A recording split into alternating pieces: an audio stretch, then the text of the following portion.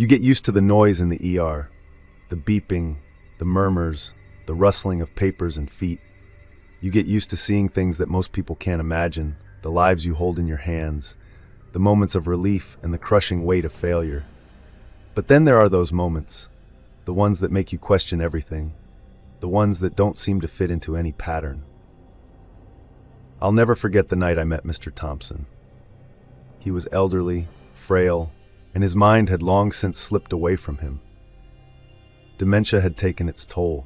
The things he used to know, the things that used to define him, were slipping through his fingers like grains of sand.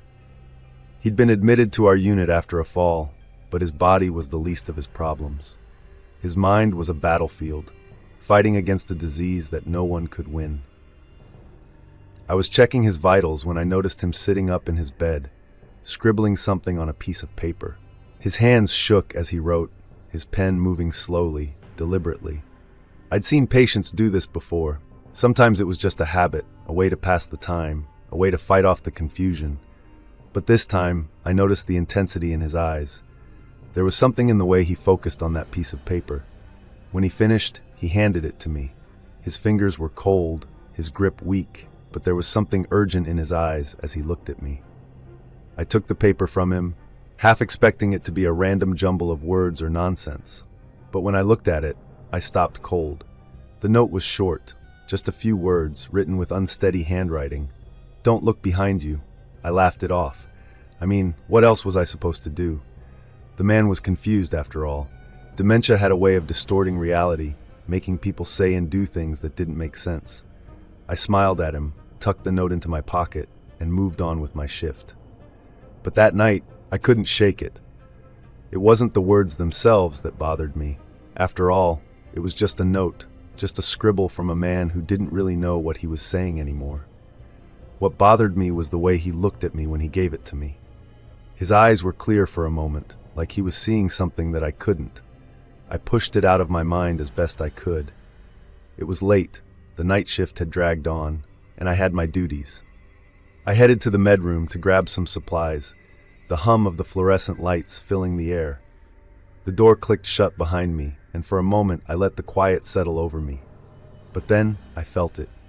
The hairs on the back of my neck stood up, and I couldn't shake the feeling that I wasn't alone. It was just a shift in the air, a sudden coldness that settled in the room. My mind immediately went to Mr. Thompson's note, but I pushed that thought away. I was being paranoid. I told myself it was nothing, just exhaustion, the long hours, the weight of the patients we were losing. But then I saw it, just a flicker at the corner of my eye, a shadow. It passed behind me, quick and silent, like it belonged there. I froze. For a moment, I couldn't breathe. My heart was pounding in my chest. The room was too quiet. I turned slowly, half expecting someone to be standing there, maybe another nurse or someone else working late. But the room was empty. Nothing. No one. I stared at the empty space behind me for what felt like an eternity, my pulse racing. There was nothing there, but I couldn't shake the feeling, the sensation that something or someone had been there, standing just behind me. I tried to reason with myself. Maybe it was the shadows playing tricks on my eyes, the way the light from the window shifted. Maybe I was just too tired, the stress of the night getting to me. But then, I remembered Mr. Thompson's words again. "Don't look behind you." I couldn't help it. The next few hours were a blur. I kept glancing over my shoulder, unable to stop myself. Every time I entered the med room, I felt it, the sensation of being watched, of something just out of sight. When my shift ended, I thought about going to speak to Mr. Thompson again, maybe ask him what he meant by the note. But as I walked past his room, I saw something that stopped me in my tracks. The door to his room was open just a crack, and I heard a voice, soft, barely audible, coming from inside. It sounded like he was talking to someone, even though I knew no one was supposed to be there. I stepped closer, leaning in to listen, but when I did, the voice stopped. The room was silent again. I knocked gently on the door before pushing it open, but when I stepped inside, Mr. Thompson was asleep. His eyes were closed, his face peaceful for once. No signs of confusion, no signs of distress. The note, though, I still had it in my pocket. I pulled it out again, looking at it in the dim light. "Don't look behind you." I laughed softly to myself, trying to brush it off. Maybe it was just a coincidence, a strange note from a confused man who didn't understand what he was writing. Maybe it was nothing.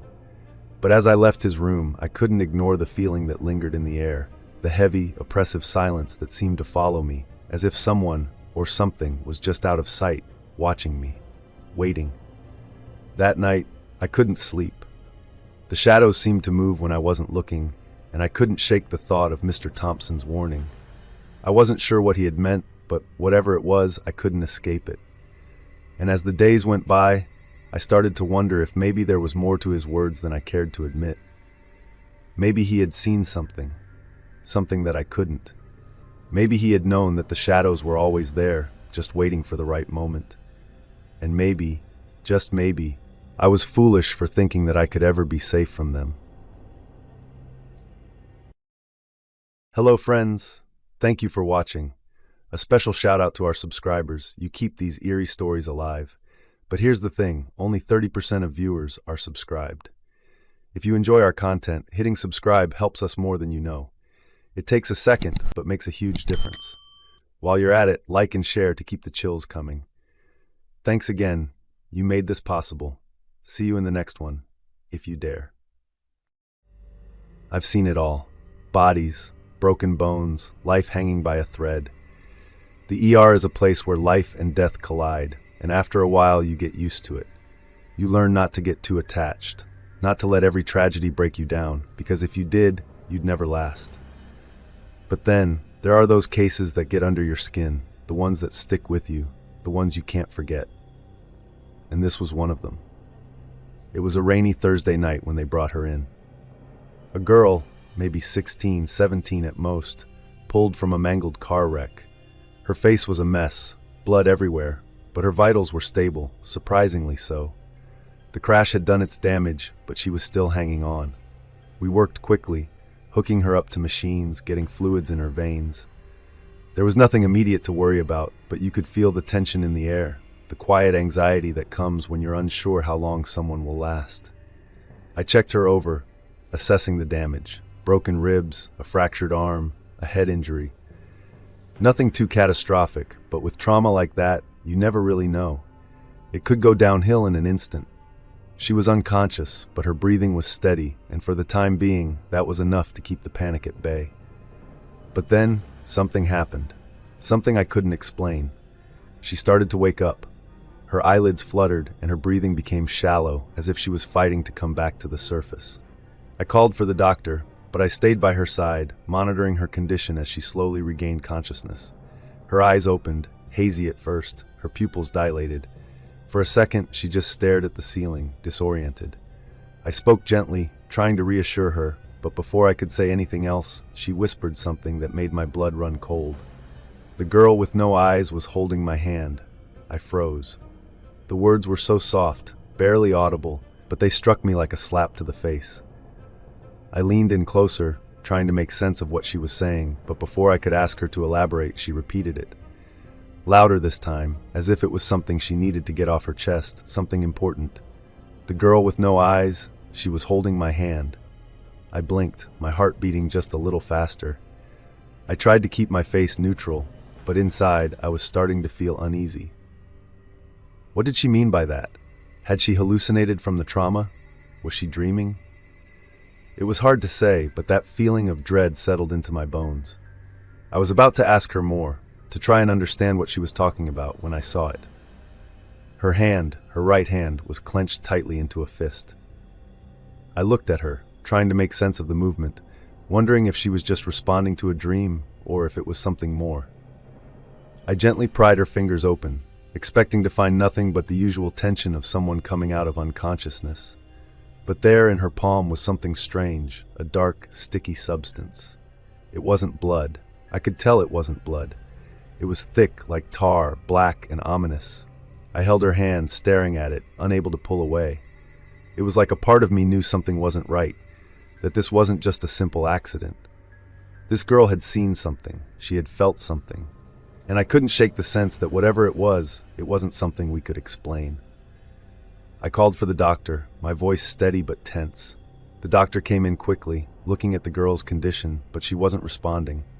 Her breathing, once steady, started to slow. I tried to talk to her, tried to get her to focus on me, but her gaze was vacant, distant. She wasn't really seeing me. Then I heard her mumble again, her voice weaker this time.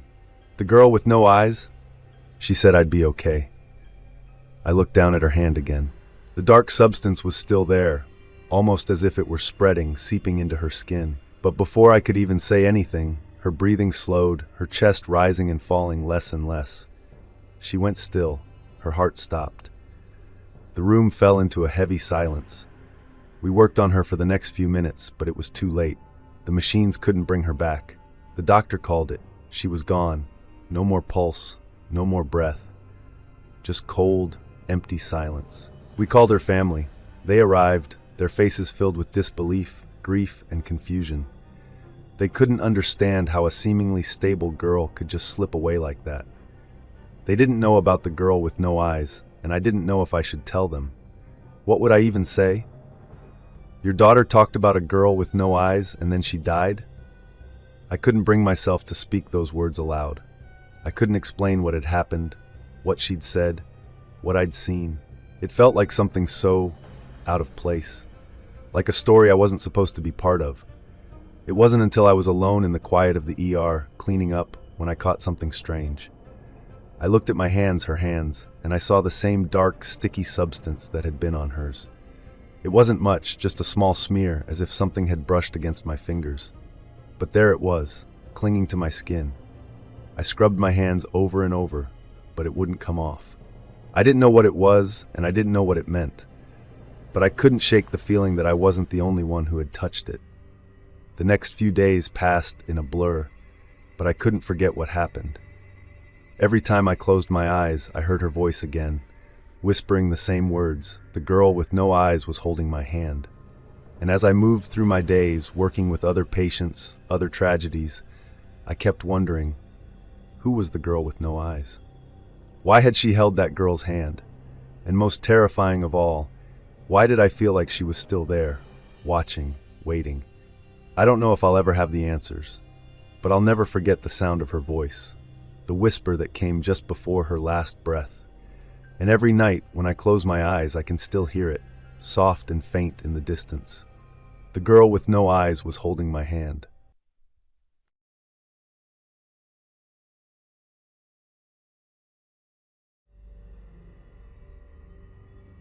Every time someone's about to die in ICU, I smell roses. It's not the faint hint you might catch in a garden during spring.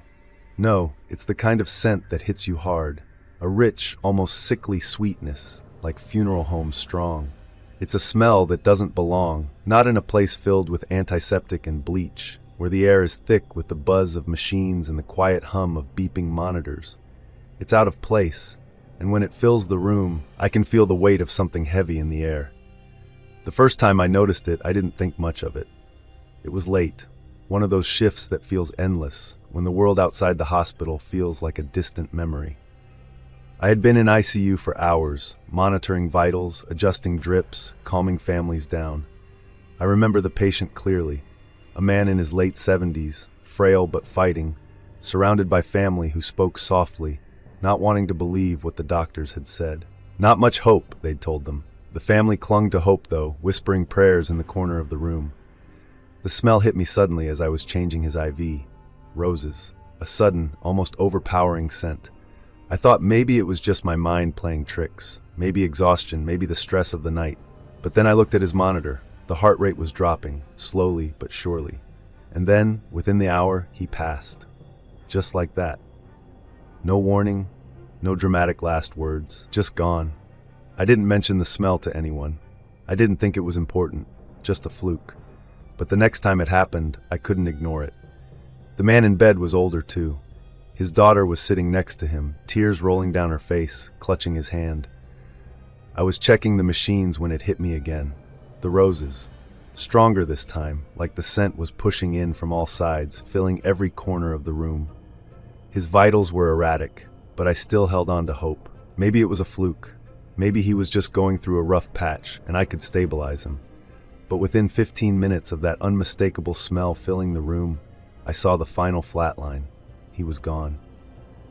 I started paying attention after that.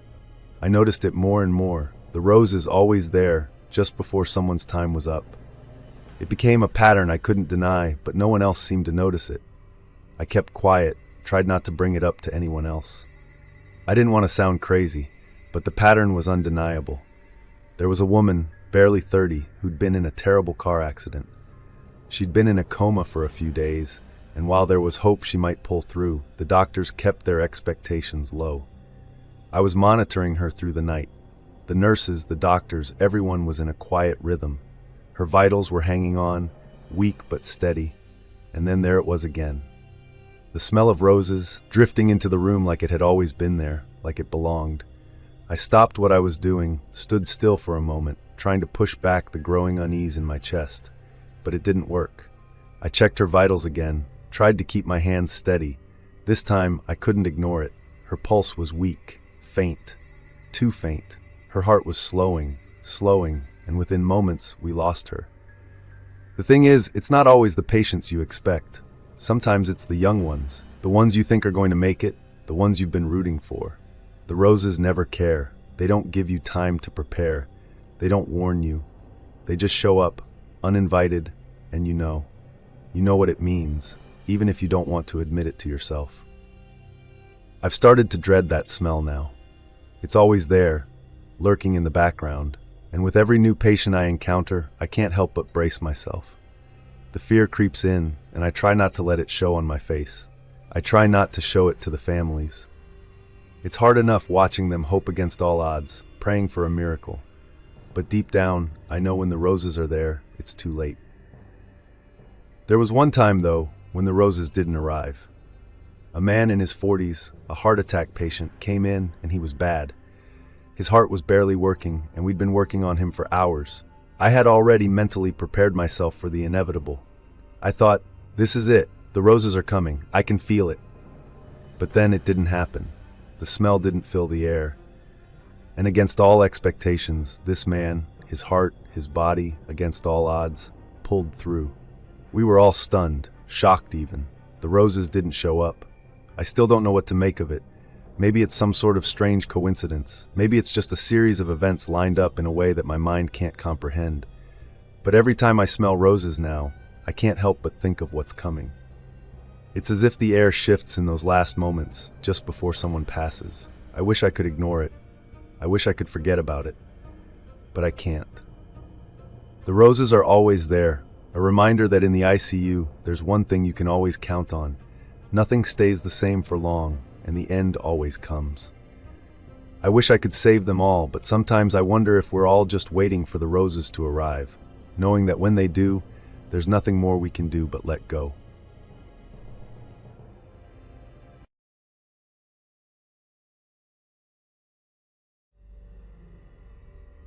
In the ER, time doesn't mean what it does to most people. Seconds, minutes, hours, they all blur together. The clock doesn't matter when you're fighting to save lives, when you're watching the seconds tick down on a monitor and hoping, praying that the next one won't be the last. But there's one thing that stands out in my memory, one thing I can't shake, no matter how many shifts I work. It all started with the first patient. Her name was Sandra, a middle-aged woman who'd been admitted after a sudden heart attack. She'd been stable for the past 24 hours, no complications, no major issues. The kind of patient you think you're going to get through without any surprises. Her vitals were good, no signs of distress, and I'd even managed to catch a few minutes of downtime to grab a coffee. The kind of shift where you almost forget the gravity of it all. I was in the nurse's station when the alarm went off. A sharp, urgent sound that cut through the stillness. I jumped up, rushed down the hall, and into Sandra's room. She was coding. Her heart rate was flatlining on the monitor. Her breathing stopped.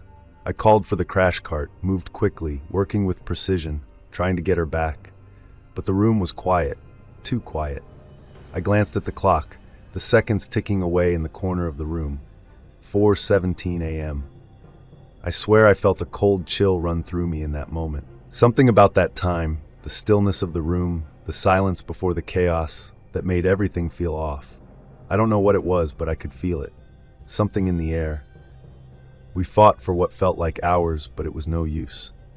Sandra passed, the room emptied, the silence swallowing us all. At first, I thought it was just coincidence, a freak event, a patient in a bad spot who couldn't be saved. But then it happened again. The second patient was a man, George, early 60s, healthy for his age, no real medical issues, just a routine checkup gone wrong. His vitals had been fine earlier in the evening. He was in for a simple procedure, nothing life-threatening. The kind of patient you can count on to come in, get treated, and leave the hospital none the worse for wear. I remember it clearly, walking down the hall, checking in on his room before my break. He was asleep, resting comfortably. Everything was fine, nothing to worry about. But when I came back an hour later, I found him in the same position. Only now, his breathing was erratic, his heart rate unstable. I rushed to his side, calling for help, starting CPR as soon as I saw the numbers on the monitor drop. It felt like déjà vu, like I was trapped in a cycle I couldn't break.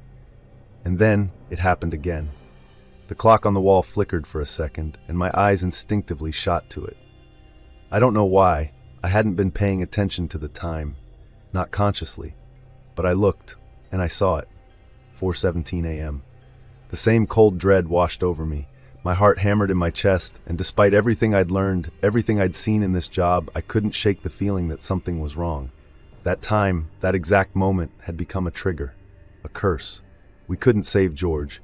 He passed just like Sandra. I didn't speak about it to anyone. I couldn't. What could I say? That I was starting to feel like there was something more to these deaths than just bad luck?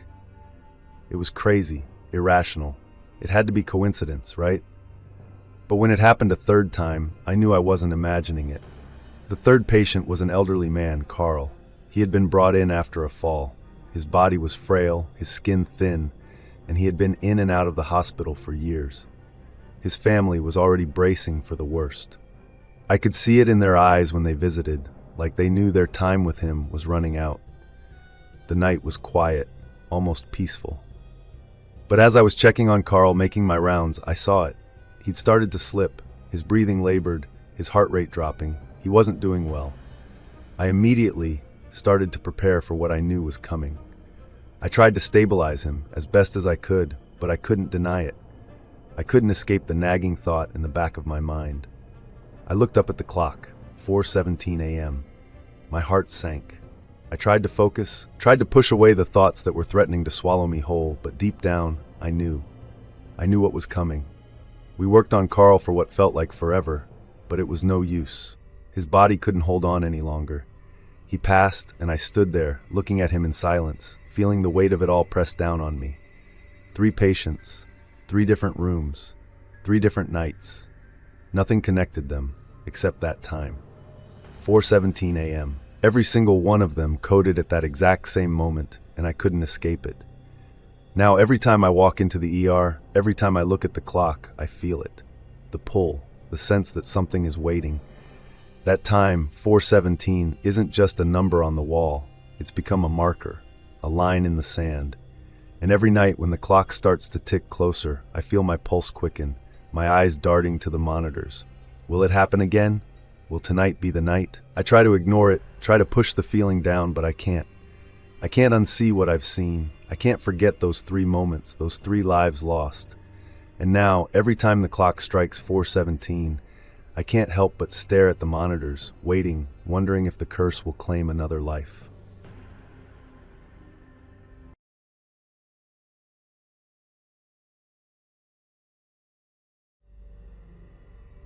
There are moments in this job that you can never fully prepare for.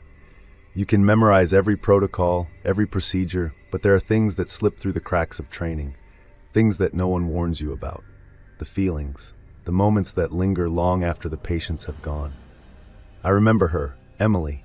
She was young, barely 16, a healthy teenager, by all accounts, until that night. She'd come in after a seizure, one of those sudden, violent episodes that left her disoriented, struggling to breathe. Her parents were frantic, her mother holding her hand with a grip that could have crushed stone, her father pacing back and forth in the waiting room, unable to sit still. The doctors had their hands full, trying to stabilize her, but the seizures kept coming, one after another. Her body was exhausted, but she kept fighting.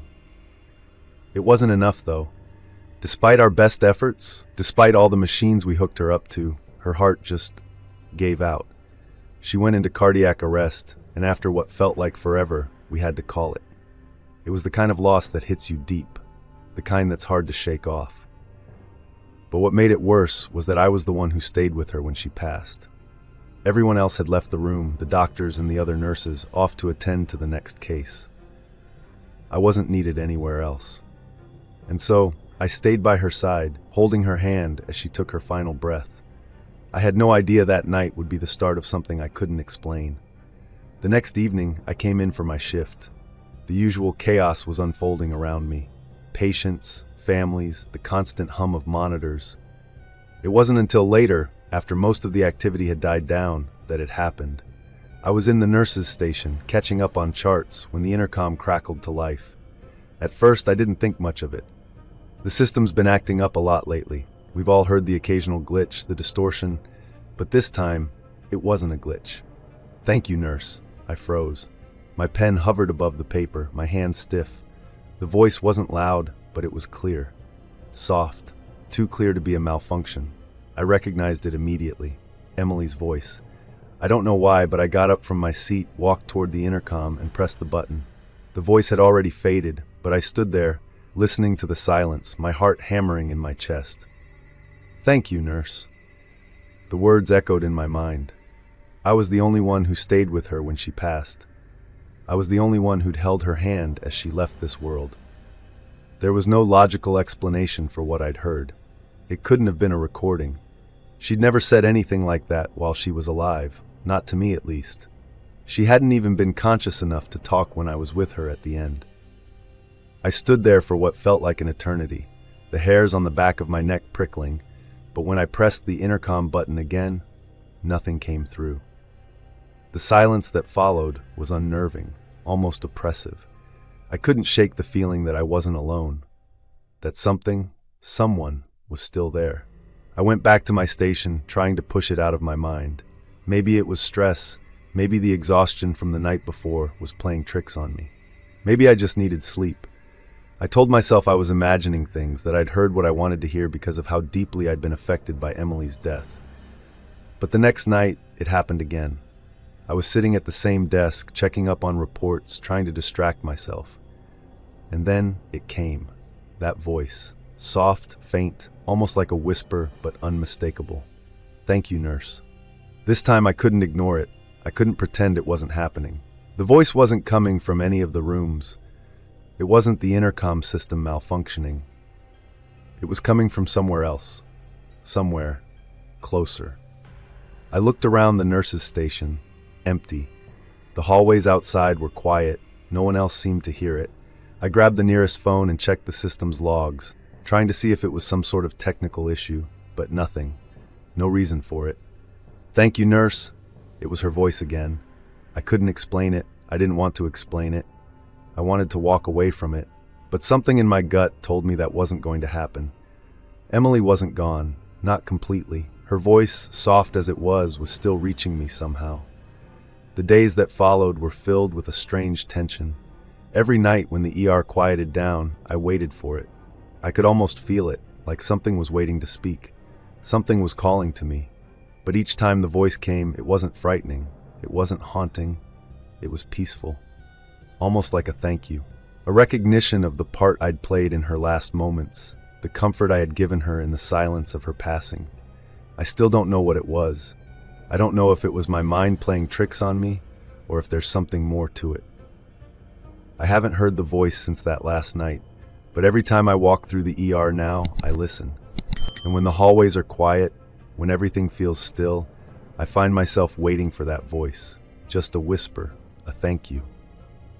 Because deep down, I know she's still out there, still remembering the nurse who stayed with her when she passed. Thank you, nurse. And maybe, just maybe, I'll never be able to let that go.